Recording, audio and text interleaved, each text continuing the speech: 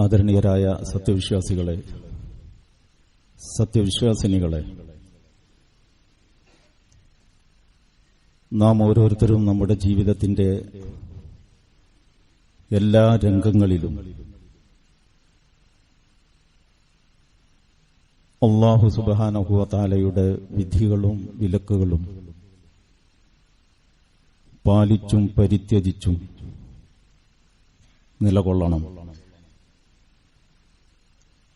അല്ലാഹുവിന്റെ ഇഷ്ടത്തിന് മറ്റെന്തിനേക്കാളും പ്രാധാന്യവും മുൻഗണനയും നൽകണം. ഈ അടിസ്ഥാനത്തിൽ തന്നെയാണോ ജീവിതശീലങ്ങൾ, ഇടപാടുകൾ, കൊള്ളക്കൊടുക്കകൾ, ബന്ധങ്ങൾ, ഇണക്കങ്ങൾ, പിണക്കങ്ങൾ തുടങ്ങി ജീവിത വ്യവഹാരങ്ങളെല്ലാം ക്രമപ്പെടുത്തിയിട്ടുള്ളത് എന്ന് സഗൗരവം പരിശോധിക്കണം.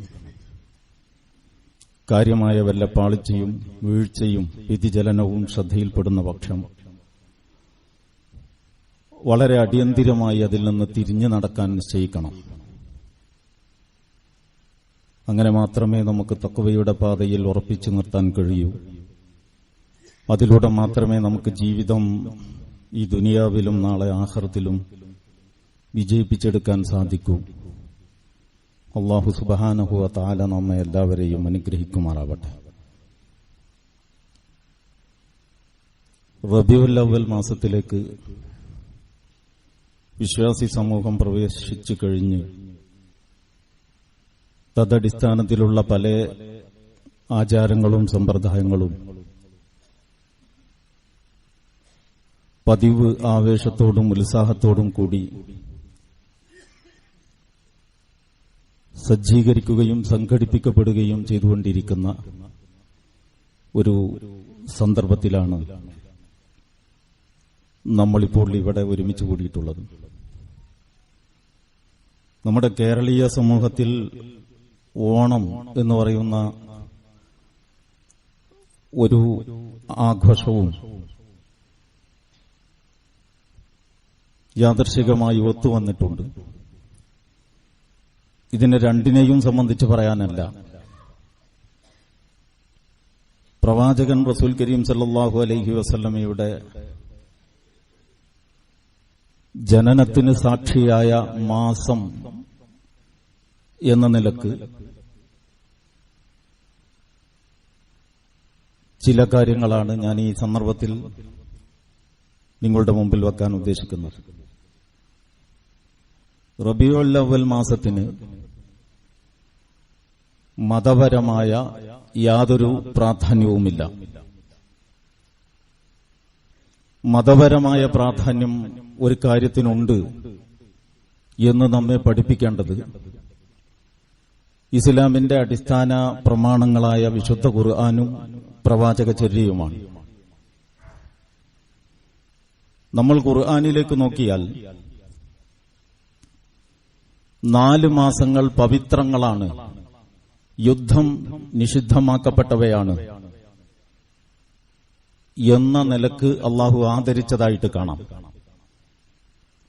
ആ 4 മാസങ്ങൾ ദുൽഖഅദ്, ദുൽഹജ്ജ്, മുഹറം, റജബ് എന്നിവയാണ്. റബീഉൽ അവ്വൽ മാസം നമുക്കതിൽ കാണാൻ കഴിയില്ല. വിശുദ്ധ ഖുർആനിൽ മറ്റൊരിടത്ത് വിശുദ്ധ ഖുർആനിന്റെ തന്നെ അവതരണത്തിന് സാക്ഷിയായ മാസം എന്ന് വിശേഷിപ്പിക്കപ്പെട്ടിട്ടുണ്ട് ഒരു മാസത്തെ സംബന്ധിച്ച്.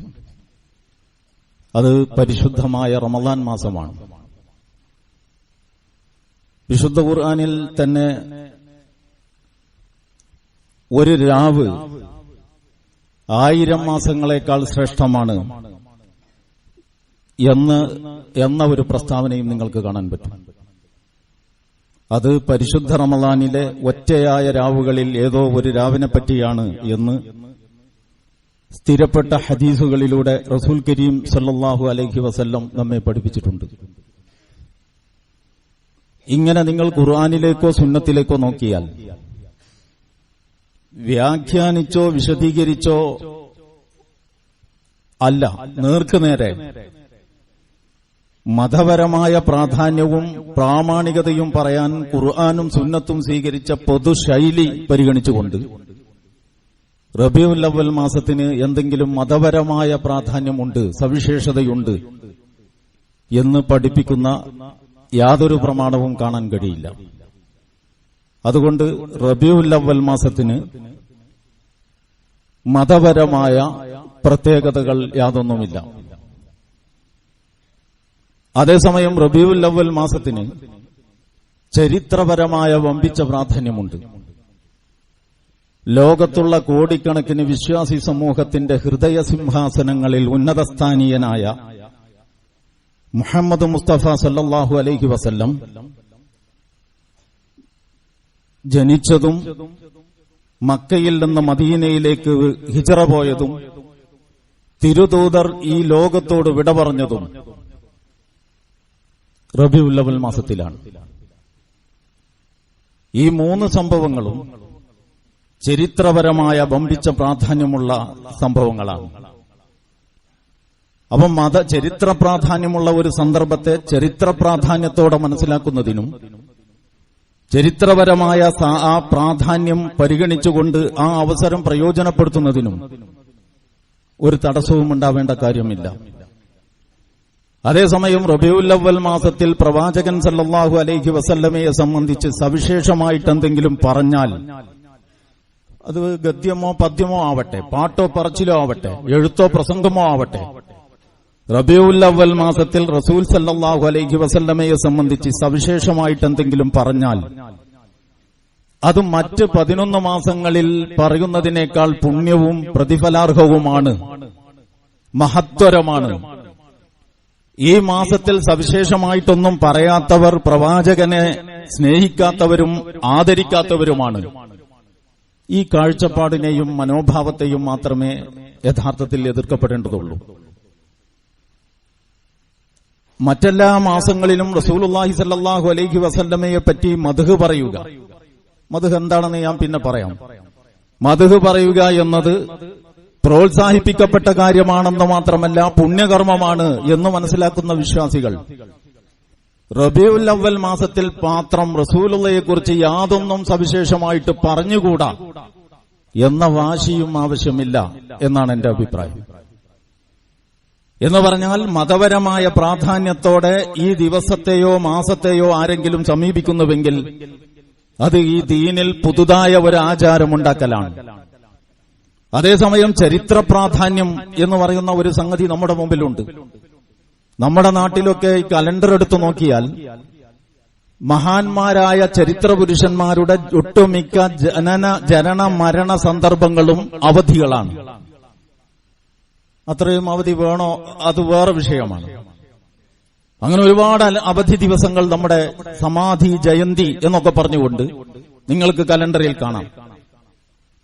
ഈ ചരിത്ര പുരുഷന്മാരെ സംബന്ധിച്ചിടത്തോളം പലരും കലണ്ടറിൽ ഇങ്ങനെ ഒരു അവധിയില്ലായിരുന്നുവെങ്കിൽ നമ്മുടെ ഓർമ്മകളിൽ നിന്ന് എന്നോ മറഞ്ഞുപോയേനെ. പക്ഷെ റസൂൽ കരീം സല്ലല്ലാഹു അലൈഹി വസല്ലമ പ്രത്യേകമായിട്ട് ഒരു കലണ്ടറിൽ ഒരു ചുവപ്പ് അക്കം അവിടെ അംഗീകരിക്കപ്പെട്ടു പോയിട്ടില്ലായിരുന്നുവെങ്കിൽ വിശ്വാസി സമൂഹത്തിൽ നിന്നും മറഞ്ഞുപോകുന്ന അവസ്ഥയിലുള്ള ഒരു നേതാവല്ല.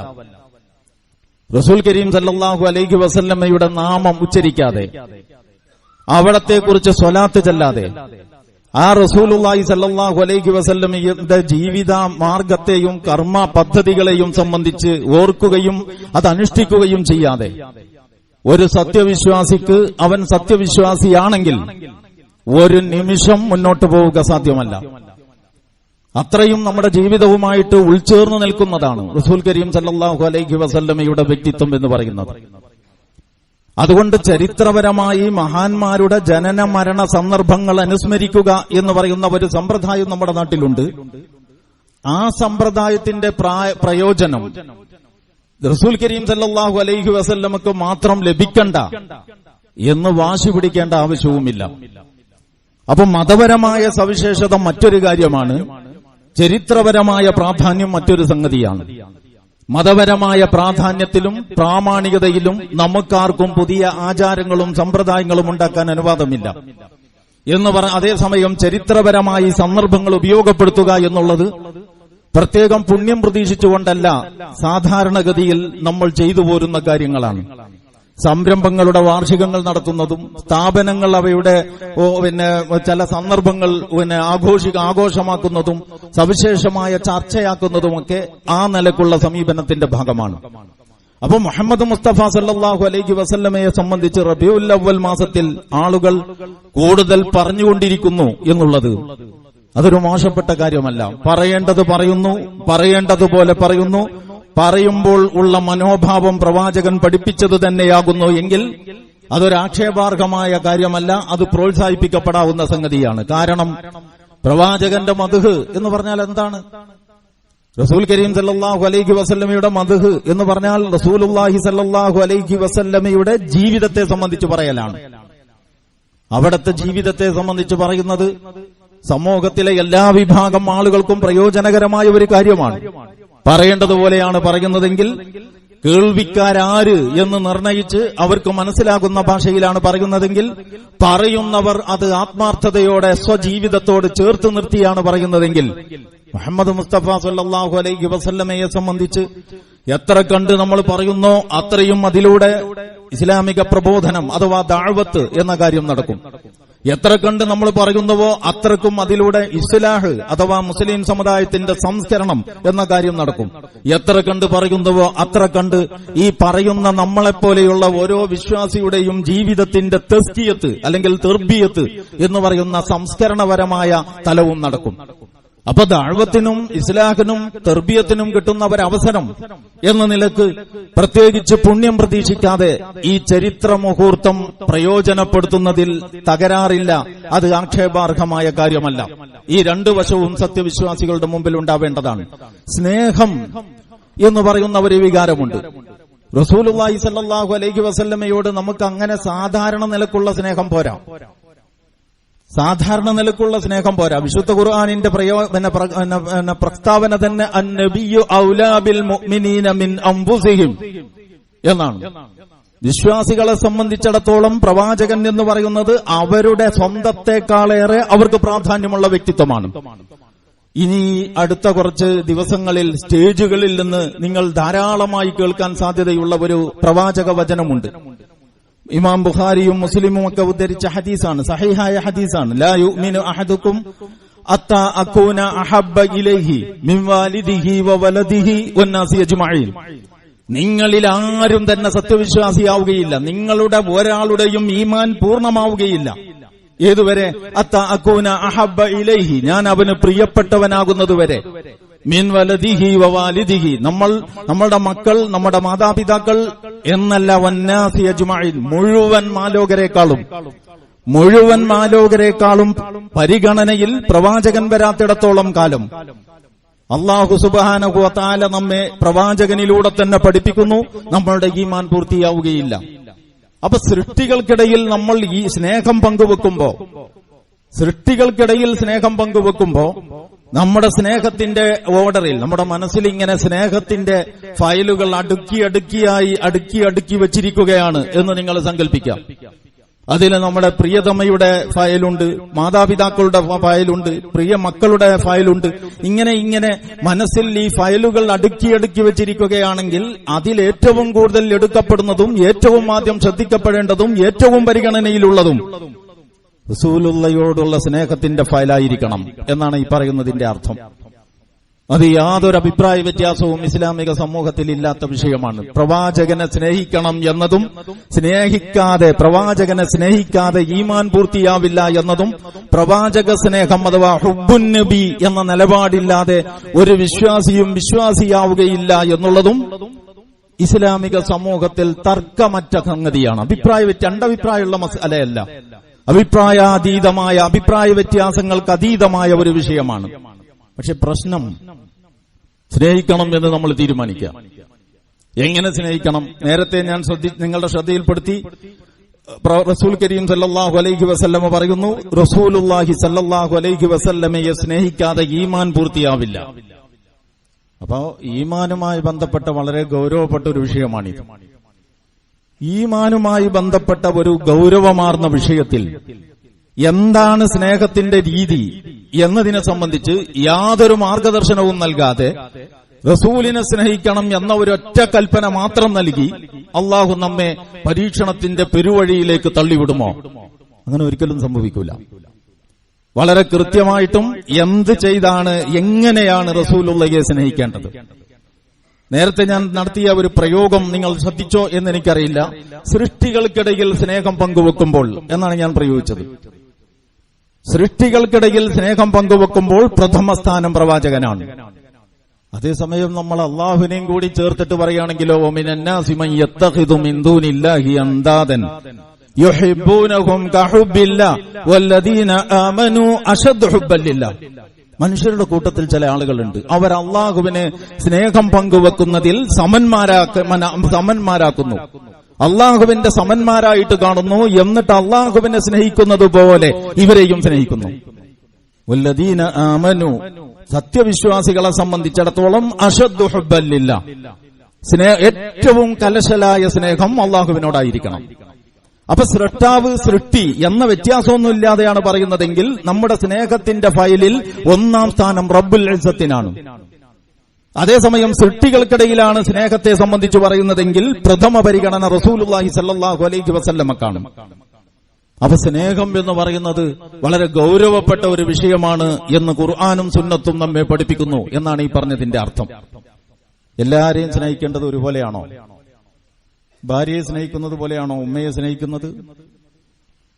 ഉമ്മയെ സ്നേഹിക്കുന്ന അല്ലെങ്കിൽ സഹോദരിമാരെ സ്നേഹിക്കുന്നത്, സഹോദരിമാരെ സ്നേഹിക്കുന്ന അത്ര മതിയോ മാതാപിതാക്കളോടുള്ള സ്നേഹം? പോരാ. ഇതിലൊക്കെ അല്ലാഹു സുബ്ഹാനഹു വ തആല വളരെ കൃത്യമായ മാർഗനിർദ്ദേശം നമുക്ക് നൽകിയിട്ടുണ്ട്. ഇപ്പൊ അതെന്റെ വിഷയമല്ല, അതിലേക്ക് കടക്കാൻ സമയമില്ല. എല്ലാ മനുഷ്യരോടും ഒരേ സമീപനം സ്വീകരിക്കാനല്ല സത്യവിശ്വാസികളെ അല്ലാഹു പഠിപ്പിച്ചിട്ടുള്ളത്. നേർക്ക് നേരെ അല്ലാഹു സുബ്ഹാനഹു വ തആലയിൽ പങ്കു ചേർക്കുക എന്ന ഒരു മനുഷ്യന് ചെയ്യാൻ കഴിയുന്നതിൽ ഏറ്റവും ഗൗരവപ്പെട്ട അപരാധം ചെയ്യുന്ന അവസ്ഥയിൽ പോലും മാതാപിതാക്കളോട് എങ്ങനെ പെരുമാറണം എന്ന് വിശുദ്ധ ഖുർആൻ പഠിപ്പിക്കുന്നുണ്ട്. അള്ളാഹുവിൽ പങ്കു ചേർക്കാൻ കൽപ്പിക്കുന്ന മാതാപിതാക്കളോട്, നേരെ ചൊവ്വേ ദീനീ മാർഗത്തിൽ ജീവിക്കുന്ന ആളുകളോടല്ല. അള്ളാഹുവിൽ പങ്കു ചേർക്കാൻ എന്ന് പറഞ്ഞാൽ സ്വയം വഴിപിഴക്കുകയും മക്കളെ വഴിപിഴപ്പിക്കാൻ മത്സരിക്കുകയും ചെയ്യുന്നവരാണ് മാതാപിതാക്കളെങ്കിലും അവരോട് ഈ ഐഹിക ജീവിതത്തിൽ നിങ്ങൾ ഏറ്റവും നല്ല രീതിയിൽ പെരുമാറണം. അപ്പൊ സ്നേഹത്തിന്റെ പല തട്ടുകൾ അല്ലാഹു പഠിപ്പിച്ചിട്ടുണ്ട്. അള്ളാഹ്ക്ക് കൊടുക്കേണ്ട സ്നേഹം അള്ളാഹുവിന് മാത്രം അവകാശപ്പെട്ടതാണ്. പ്രവാചകന് കൊടുക്കേണ്ട സ്നേഹം ഇതിൽ നിന്നൊക്കെ വ്യത്യസ്തമായ വേറൊന്നാണ്. മാതാപിതാക്കൾ മുതൽ ഇങ്ങോട്ട് താഴോട്ടുള്ളവർക്കുള്ള സ്നേഹം പ്രവാചകനുള്ള സ്നേഹത്തിൽ നിന്നും വ്യത്യസ്തമായതും എന്നാൽ മുൻഗണനയിൽ നിൽക്കുന്നതുമായ മറ്റു ചിലതാണ്. പിന്നെ സത്യവിശ്വാസികൾ തമ്മിലും നന്മയിൽ സഹകരിക്കുന്നവർ തമ്മിലുമൊക്കെ മാനുഷികമായ സ്നേഹബന്ധങ്ങളുടെ വിശാലമായ തലം കാത്തുസൂക്ഷിക്കാനുള്ള അധ്യാപനങ്ങളും ഹദീസുകളിലുണ്ട്. അപ്പൊ സ്നേഹം എല്ലാവരോടും ഒരുപോലെയല്ല. സ്നേഹിച്ചല്ലോ മക്കയിലെ മുശ്രിക്കുകളായ ആളുകൾ രണ്ട് പ്രവാചകന്മാരെ, നിങ്ങൾക്കതറിയാം. ഇബ്രാഹിം നബി അലൈഹിസ്സലാമിനെയും ഇസ്മായിൽ നബി അലൈഹിസ്സലാമിനെയും മക്കയിലെ ആ പ്രവാചകൻ ആഗതനാവുന്ന ഘട്ടത്തിലുണ്ടായിരുന്ന ജനത ഈ രണ്ട് പ്രവാചകന്മാരെ സ്നേഹിച്ചു. എങ്ങനെയാ സ്നേഹിച്ചത്? അവരുടെ പ്രതിമകൾ ഉണ്ടാക്കി വെച്ച് അതിന് പൂവിട്ട് പൂജിച്ച് കണ്ണീരൊലിപ്പിച്ച് പ്രതീക്ഷ ബന്ധിപ്പിച്ച് നേർച്ചകളും നൈവേദ്യങ്ങളും വെച്ച് ആദരിച്ച് ബഹുമാനിച്ചങ്ങനെ ദേഷ്യം കൊണ്ട് ചെയ്തതല്ല. നമ്മുടെ ഇവിടെയൊക്കെ ഈ ചില പൊതുസ്ഥലങ്ങളിൽ കാക്കക്ക് കാഷ്ടിക്കാൻ വേണ്ടിയിട്ട് പണച്ചെലവോടുകൂടി വലിയ പ്രതിമകൾ ഉണ്ടാക്കി വെച്ചത് കാണുമ്പോൾ ഈ മഹാനെ അവഹേളിക്കലാണ് ഇവരുടെ ഉദ്ദേശ്യം എന്ന് തോന്നിപ്പോകും. പക്ഷെ അതുപോലെയല്ല മക്കാ മുശ്രിക്കുകൾ ഇബ്രാഹിം നബിയുടെയും ഇസ്മായിൽ നബിയുടെയും പ്രതിമകൾ ഉണ്ടാക്കിയത്. വഷളാക്കാനല്ല, യഥാർത്ഥത്തിലുള്ള കലശലായ ഹുബ്ബ് കൊണ്ട് തന്നെയാണ്. ഒരു സംശയവും ആ കാര്യത്തിലില്ല. നിങ്ങൾ ചരിത്രം പരിശോധിച്ചു നോക്കൂ, അപ്പൊ നിങ്ങൾക്ക് മനസ്സിലാക്കാൻ കഴിയും അവർ അളവറ്റ ആദരവ് കൊണ്ട് ചെയ്ത കാര്യമാണ്. എന്ത്? ഇബ്രാഹിം നബി അലൈഹി സ്വലാത്തു വസ്സലാം തന്റെ ജീവിതത്തിന്റെ നല്ല ഒരു ഭാഗം ഏതൊരു വഴികേടിൽ നിന്ന് സ്വന്തം ജനതയെ രക്ഷിക്കാനാണോ പ്രയത്നിച്ചത്, അതേ വഴികേടിന്റെ ഒരു ഇരയായിട്ട് ഈ പ്രവാചകനെ തന്നെ അവർ മാറ്റി. എന്ന് പറഞ്ഞാൽ അതേ പ്രവാചകന് തന്നെ ഇവർ പ്രതിമയുണ്ടാക്കി. എന്നിട്ട് അതിനെ ആദരിച്ചു, ബഹുമാനിച്ചു, സ്നേഹം പ്രകടിപ്പിച്ചതാണ്. അപ്പൊ മക്കാ മുശ്രിക്കുകൾ 2 പ്രവാചകന്മാരെ സ്നേഹിച്ചതിന്റെ സാമ്പിളാണിത്. ഇതേ പ്രവാചകന്മാരെ തന്നെ ആ പ്രവാചകന്മാരുടെ വംശാവലിയിൽപ്പെട്ട ഒരാൾ കൂടിയായ മുഹമ്മദ് മുസ്തഫ സല്ലല്ലാഹു അലൈഹി വസല്ലം സ്നേഹിച്ചു. എങ്ങനെയാ സ്നേഹിച്ചത്? ഈ വിവരമില്ലാത്ത ജനത ഉണ്ടാക്കി വെച്ച ഈ വിഗ്രഹങ്ങളെ നോക്കി വിഷമം, സങ്കടം നിറഞ്ഞ മനസ്സോടെ നിലപാടുകളും കാഴ്ചപ്പാടുകളും കൃത്യപ്പെടുത്തി അവരെ തന്നെ ബോധവൽക്കരിച്ച് നിങ്ങൾ ഈ ചെയ്യുന്നത് ഒട്ടും നീതിയല്ല എന്ന് അവരെ തന്നെ ബോധവൽക്കരിച്ച് അവരുടെ കയ്യാലെ തന്നെ ഇത് എടുത്തു മാറ്റിച്ചു കഅബാലയത്തിന്റെ അകത്ത് നിന്ന്. അങ്ങനെ സ്നേഹം പ്രകടിപ്പിച്ചു. അപ്പോൾ ഒരു ചോദ്യം ഉത്ഭവിക്കുന്നുണ്ട്. നമ്മൾ മുഹമ്മദ് നബി സല്ലല്ലാഹു അലൈഹി വസല്ലമയെ മക്കാ മുശ്രിക്കുകൾ സ്നേഹിച്ചതുപോലെ സ്നേഹിക്കണോ? അതല്ല മുഹമ്മദ് മുസ്തഫ ഇബ്രാഹിം നബി അലൈഹിസ്സലാത്തു ഇബ്രാഹിം നബിയെയും ഇസ്മായിൽ നബിയെയും മക്കാ മുശ്രിക്കുകൾ സ്നേഹിച്ചതുപോലെ സ്നേഹിക്കണോ? അതല്ല മുഹമ്മദ് മുസ്തഫ സല്ലല്ലാഹു അലൈഹി വസല്ലം സ്നേഹിച്ചതുപോലെ സ്നേഹിക്കണോ? ഇത് നമ്മൾ ഉത്തരം കണ്ടെത്തേണ്ട ഒരു ചോദ്യമാണ്. മക്കാ മുശ്രിക്കുകൾ ഈ 2 പ്രവാചകന്മാരെ സ്നേഹിച്ചതുപോലെ മുഹമ്മദ് നബിയെ സ്നേഹിച്ചാൽ മതിയെങ്കിൽ അതൊരു പക്ഷേ ഒരു മുടിയുടെ തുണ്ട് കിട്ടിയാലും നിങ്ങൾക്ക് പൂർത്തിയാക്കാൻ പറ്റുന്ന പണിയാകും. ആ മുടി ഒറിജിനൽ ആവണം എന്ന് പോലുമില്ല, അത്ര പണി അതിനുള്ളൂ. കാരണം അത് അതിനേക്കാൾ അത്ര വലിയ ഗൗരവപ്പെട്ട കാര്യമല്ല. അതല്ല മുഹമ്മദ് നബി സല്ലല്ലാഹു അലൈഹി വസല്ലമ ഇബ്രാഹിം നബിയെയും ഇസ്മായിൽ നബിയെയും സ്നേഹിച്ചതുപോലെ സ്നേഹിക്കാനാണ് തീരുമാനിക്കുന്നതെങ്കിൽ അത് ലേശം തടിമ പിടിക്കുന്ന പരിപാടിയാണ്. അങ്ങനെ തന്നെ നമ്മൾ അതിനെ മനസ്സിലാക്കണം. അല്ലാഹു സുബ്ഹാനഹു വ തആല സ്നേഹത്തെക്കുറിച്ചാണല്ലോ നമ്മൾ പറഞ്ഞു വരുന്നത്. അല്ലാഹു സുബ്ഹാനഹു വ തആല സ്നേഹത്തെക്കുറിച്ച് തന്നെ പറയുന്നു, ഖുൽ ഇൻ കുൻതും തുഹിബ്ബൂനല്ലാഹ ഫത്തബിഊനി യുഹിബ്ബുകുമുല്ലാഹ്. റസൂലേ, താങ്കൾ ഈ ജനങ്ങളോട് പറയുക, ഇൻ കുൻതും തുഹിബ്ബൂനല്ലാഹ്, നിങ്ങൾ അല്ലാഹുവിനെ സ്നേഹിക്കുന്നുവെങ്കിൽ. നേരത്തെ ഞാൻ പറഞ്ഞു, സൃഷ്ടാവ് സൃഷ്ടി എന്ന വ്യത്യാസമൊന്നുമില്ലാതെ സ്നേഹത്തിന്റെ ഫയലുകൾ നമ്മൾ അടുക്കി വെക്കുമ്പോ പ്രഥമ സ്ഥാനത്ത് പ്രാധാന്യപൂർവമുള്ളത് റബ്ബുൽ ഇസ്സത്തിന്റെ ഫയലാണ്. അപ്പൊ ഇൻ കുൻതും തുഹിബ്ബൂനല്ലാഹ ഫത്തബിഊനി യുഹിബ്ബുകുമുല്ലാഹ്, നിങ്ങൾ അല്ലാഹുവിനെ സ്നേഹിക്കുന്നുവെങ്കിൽ എന്നെ പിൻപറ്റ്. യുഹിബ്ബുകുമുല്ലാഹ്, അല്ലാഹ് നിങ്ങളെ സ്നേഹിക്കും. അപ്പൊ അല്ലാഹനെ സ്നേഹിക്കാനുള്ള, അല്ലാഹനോട് സ്നേഹം പ്രകടിപ്പിക്കാനുള്ള വഴി റസൂലിനെ പിൻപറ്റലാണ്. നിങ്ങളുടെ പാപങ്ങൾ അവൻ പുറത്തു തരും, അള്ളാഹു പൊറുക്കുന്നവനും കാരുണ്യവാനുമാണ്. തൊട്ടുടനെ, ഈ ആയത്തിന് തൊട്ടുടനെ നിങ്ങൾ അള്ളാഹുവിനെയും റസൂലിനെയും അനുസരിക്കുക. ഈ അനുസരണത്തിന്റെ വഴിയിൽ നിന്ന് നിങ്ങൾ പിന്മാറുന്ന പക്ഷം നിഷേധികളുടെ ഗണത്തിലാണ് നിങ്ങൾ വരുന്നത് എന്നും നിങ്ങൾ ഓർക്കണം എന്നാണ്. അപ്പൊ അതിന്റെ ആശയം അവിടെ എന്ന് പറഞ്ഞാൽ അള്ളാഹുവിനോട് സ്നേഹം പ്രകടിപ്പിക്കാനുള്ള വഴി പ്രവാചകനെ പിൻപറ്റലാണ്. പ്രവാചകനോട് സ്നേഹം പ്രകടിപ്പിക്കാനുള്ള വഴി പ്രവാചകന്റെ ചര്യ അനുസരിച്ചുകൊണ്ട് ജീവിതം നിലനിർത്തലാണ്. ഞാനിവിടെ ആവർത്തിച്ചു പറഞ്ഞുകൊണ്ടിരിക്കുന്നുണ്ട്, മനുഷ്യ ജീവിതത്തിന്റെ മേലുള്ള പരമാധികാരം പടച്ചവന് വകവെച്ചു കൊടുത്തുകൊണ്ട് മുഴു സമയവും ആ അള്ളാഹുവിനും റസൂലിനുമുള്ള അനുസരണത്തിൽ നിലനിൽക്കുക. ഇതാണ് സത്യവിശ്വാസിയുടെ ജീവിത ദൗത്യം. സത്യവിശ്വാസിയുടെ അല്ല, മുഴുവൻ മനുഷ്യരുടെയും ജീവിത ദൗത്യം അതാണ്. പ്രപഞ്ചങ്ങളായ സകല പ്രപഞ്ചത്തിന്റെയും നാഥനാരോ ആ നാഥന്റെ നിയമങ്ങൾ പ്രാപഞ്ചിക ജീവിതത്തിൽ എന്ന പോലെ സാൻമാർഗിക ജീവിതത്തിലും അംഗീകരിക്കുക. എന്നിട്ട് അവനുള്ള അനുസരണത്തിൽ നിലകൊള്ളുക. ഇപ്പൊ ഒരാള് ഖിയാമുൽ ലൈലിനെ സ്നേഹിക്കുന്ന ആളാണെന്ന് പറയുന്നു എന്ന് വിചാരിക്കുക. ഖിയാമുൽ ലൈൽ എന്ന് പറഞ്ഞാൽ ഈ രാത്രി നിസ്കാരം, ഈ റമളാൻ മാസത്തിൽ നമ്മൾ ഈ ചെയ്യുന്ന നിസ്കാരം ഉണ്ടല്ലോ, അത് യഥാർത്ഥത്തിൽ റമളാനിലെ ഒരു സ്പെഷ്യൽ നിസ്കാരമില്ല, എല്ലാ കാലത്തുള്ള പ്രബലമായ സുന്നത്താണ്. അതിന് ഖിയാമുൽ ലൈൽ, തഹജ്ജുദ് എന്നൊക്കെ പറയാം. അവസാനം ഒറ്റയാക്കുന്നു എന്നതാണ് അതിന്റെ പ്രത്യേകത. അപ്പോ അങ്ങനെ ഒരാൾ പറയാണ്, ഞാൻ ഖിയാമുൽ ലൈലിനെ അല്ലെങ്കിൽ തഹജ്ജുദിനെ സ്നേഹിക്കുന്നവനാണ്. അവന്റെ നിലപാട് അതാണ്. അങ്ങനെ അവന് ടൈം പീസ്, അലാം വെക്കാനുള്ള സൗകര്യം എന്താണോ അതൊക്കെ സെറ്റ് ചെയ്ത് ഉറങ്ങി എണീറ്റിട്ട് നിസ്കരിക്കലാണ് അഫ്ളല്. രാവേറെ ചെന്ന ശേഷം നിസ്കരിക്കലാണ് ശ്രേഷ്ഠം എന്ന നിലയ്ക്ക് ഇവൻ ഉറങ്ങി.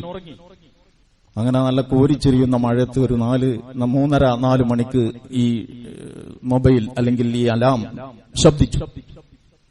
അപ്പൊ ഈ തണുത്ത കാറ്റും കോരിച്ചെരിയുന്ന മഴയും പുതപ്പിന്റെ ഉള്ളിൽ ഇവന് പുറത്തു ചാടി ഒതുവൊക്കെ ചെയ്ത് നിസ്കരിക്കണല്ലോ, അതിനുള്ള ഒരു മനസ്സില്ല. പക്ഷെ ഇവന്റെ നിലപാടെന്താ, ഞാൻ ഈ തഹജ്ജുദിനെ സ്നേഹിക്കുന്ന ആളാണ്, അപ്പൊ ഇവനെന്ത് ചെയ്ത് വലിഞ്ഞ് ചുരുണ്ട് മുറുകി ഒന്നുകൂടി അങ്ങ് പുതപ്പൊക്കെ വലിച്ച് ചുരുട്ടിയാക്കിയിട്ട് കൈ നീട്ടി പതുക്കെ ഈ അലാം ഓഫ് ചെയ്തിട്ട് അവൻ അവന്റെ പുതപ്പിന്റെ ഉള്ളിൽ കിടന്നിട്ട് പറയാണ്, വളരെ പോരിശയാക്കപ്പെട്ട സംസ്കാരം, റസൂലുള്ള വളരെയധികം ഗൗരവത്തോടെ കണ്ട സംസ്കാരം, വളരെയധികം പുണ്യം കിട്ടുന്ന സംസ്കാരം. ഇങ്ങനെ ഒരാൾ ചെയ്താൽ ഇതെന്താണ്? ഇത് ഈ നമസ്കാരത്തെ സ്നേഹിക്കലാണോ അതല്ല ഈ നമസ്കാരത്തെ അവഹേളിക്കലാണോ? അപ്പൊ റസൂലുള്ളാഹി സ്വല്ലല്ലാഹു അലൈഹി, ഞാൻ പറഞ്ഞു മദ്ഹിനെ പറ്റി, ഇത് ഒരൊറ്റ 1-2 വാചകം കൂടി പറഞ്ഞ് അവസാനിപ്പിക്കാം. മദ്ഹ് എന്ന് പറഞ്ഞാൽ ഉള്ളതുപോലെ പറയലാണ്. ഒരു കല്യാണ സദസ്സിലേക്ക് റസൂലുള്ള ചെന്നപ്പോ ആ കല്യാണ സദസ്സിന്റെ അവരുടെ അറബികളുടെ സാമ്പ്രദായിക രീതി അനുസരിച്ച് ദഫ് കൊട്ടി പാട്ടുപാടിക്കൊണ്ടിരിക്കുന്ന മക്കള് റസൂലുള്ളയെ കണ്ടപ്പോ അവര് പറഞ്ഞു, ഞങ്ങളിപ്പോ മുമ്പത്തെ മാതിരിയല്ല, ഞങ്ങളുടെ ഒരു ഫഖർ പറയാ. ഫഖർ എന്ന് പറഞ്ഞാൽ ഒരു അഭിമാനം എന്നൊക്കെ പറയാൻ വേണമെങ്കിൽ അങ്ങനെ ഒരു പെരുമ എടുത്തു പറയുക എന്നത് അറബികളുടെ ഒരു സിരയിലൊഴുകുന്ന ഒരു വികാരമാണ്. അപ്പൊ ഫീനാ നബിയ്യുൻ യഅലമു മാ ഫീ ഗദി, നാളെ എന്ത് സംഭവിക്കും എന്നതറിയുന്ന ഒരു റസൂൽ. ഇപ്പൊ ഞങ്ങൾ മുമ്പത്തെ മാതിരിയല്ല, നാളെയിൽ എന്ത് സംഭവിക്കും എന്നത് അറിയുന്ന ഒരു റസൂല് ഞങ്ങളുടെ കൂടെയുണ്ട് എന്ന് പാടി. റസൂലുള്ളാഹി പറഞ്ഞു, അത് പാടണ്ട, അതിന്റെ മുമ്പ് പാടിയിരുന്നൊക്കെ പാടിയാൽ മതി. അപ്പോ മദ്ഹ് വളരെ പ്രധാനപ്പെട്ടതാണ്. അതിന്റെ മറ്റു കാര്യങ്ങളെ സംബന്ധിച്ച് ഞാൻ മറ്റൊരു സന്ദർഭത്തിൽ പറയാം. പ്രവാചകനെ വാഴ്ത്തി പുകഴ്ത്തി പ്രവാചകന്റെ അവസ്ഥയിൽ നിന്ന് മേലോട്ടുയർത്തണം എന്നത് പ്രവാചകന്റെ ശത്രുക്കളുടെ അജണ്ടയാണ്. ഇതിൽ വിശ്വാസികൾ പെട്ടുപോകരുത്. രാമനോ കൃഷ്ണനോ ഒക്കെ അതാണ് സംഭവിച്ചത്. വാഴ്ത്തി പുകഴ്ത്തി മനുഷ്യ ജീവിതത്തിൽ നിന്ന് ആ ദൈവികതയിലേക്ക് അങ്ങ് ഉയർത്തി, മാനുഷികത അങ്ങ് അറുത്തു മാറ്റി ദൈവികതയിലേക്ക് അങ്ങ് ഉയർത്തി. അപ്പൊ എന്ത് സംഭവിക്കും? പിന്നെ സാധാരണ മനുഷ്യരുടെ ജീവിതവുമായിട്ട് ബന്ധമുണ്ടാവില്ല. റസൂൽ കരീം സല്ലല്ലാഹു അലൈഹി വസല്ലമയുടെ അധ്യാപനങ്ങൾ നിങ്ങളുടെയൊക്കെ ജീവിതത്തിൽ എത്രമാത്രം ആഴത്തിൽ സ്വാധീനിച്ചിട്ടുണ്ടോ, ആ ആചാര സമ്പ്രദായങ്ങളിലും അനുഷ്ഠാനങ്ങളിലും വിശ്വാസങ്ങളിലും നടപടിക്രമങ്ങളിലും ആരാധനാരീതികളിലും കൊള്ളക്കൊടുക്കകളിലും പോക്കുവരവുകളിലും ബന്ധം സ്ഥാപിക്കുന്നതിലുമൊക്കെ എന്റെ മുത്ത് ഹബീബിന്റെ നിലപാടെന്തായിരുന്നോ എന്ന് പരിശോധിക്കുന്ന ആയിരക്കണക്കിന് ആളുകളുണ്ടെങ്കിൽ ഈ സാമാന്യ ജനങ്ങളുടെ ഹൃദയ സിംഹാസനങ്ങളിൽ നിന്ന് പതുക്കെ ആദരിച്ചങ്ങോണ്ട് ഉയർത്തുന്ന പണിയാണ് പ്രവാചകനെ വിശ്വാസികളിൽ നിന്ന് അടർത്തി മാറ്റുന്ന ശത്രുക്കൾ ചെയ്തത് എന്ന് നമ്മൾ കാണണം. അതിൽ വിശ്വാസികൾ പെട്ടുപോകരുത്. അവർ റബീഉൽ അവ്വൽ മാസത്തിൽ റസൂലിനോട് കൂടുതൽ അടുക്കുമ്പോൾ റസൂലുള്ളാഹി സ്വല്ലല്ലാഹു അലൈഹി വസല്ലമയെ ജീവിതത്തിന്റെ മുഴുകാര്യത്തിലും അനുസരിച്ച് ജീവിക്കാനുള്ള ശീലമാണ് വളർത്തുന്നതെങ്കിൽ ആക്ഷേപിക്കപ്പെടേണ്ട ഒരു കാര്യമല്ല അത്, എന്നല്ല അത് പ്രോത്സാഹിപ്പിക്കപ്പെടേണ്ട ഒരു കർമ്മമാണ്. ആ അർത്ഥത്തിൽ ഈ സന്ദർഭത്തെ ഉപയോഗപ്പെടുത്തുന്നവർ ജാഗ്രത പുലർത്തണം.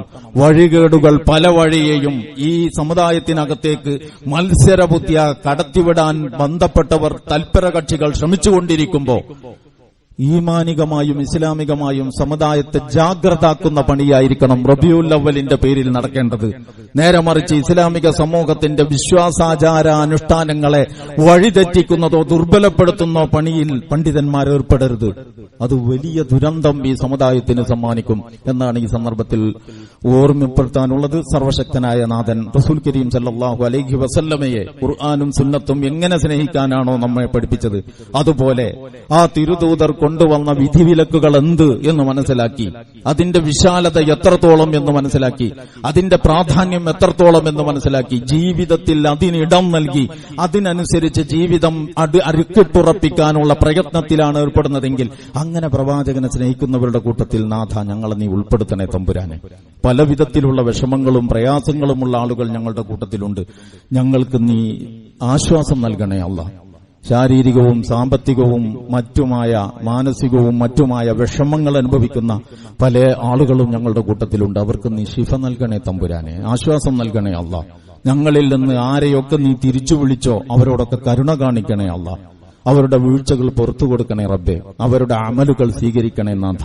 അവരെയും ഞങ്ങളെയും നിന്റെ ജന്നാത്തുൽ ഫിർദൗസിൽ ഒരുമിച്ച് കൂട്ടി അനുഗ്രഹിക്കണേ തമ്പുരാനെ. ലോകത്തിന്റെ വിവിധ ഭാഗങ്ങളിൽ വിവിധ പ്രദേശങ്ങളിൽ നമ്മുടെയൊക്കെ നാടുകളിലും തടവറകളിലും അല്ലാതെയും തങ്ങൾ ചെയ്ത തെറ്റാ എന്നറിയാതെ പീഡനങ്ങൾക്ക് വിധേയമായി കൊണ്ടിരിക്കുന്ന നിരപരാധികളായ മനുഷ്യർക്ക് നീ മോചനം സാധ്യമാക്കണേ റബ്ബേ.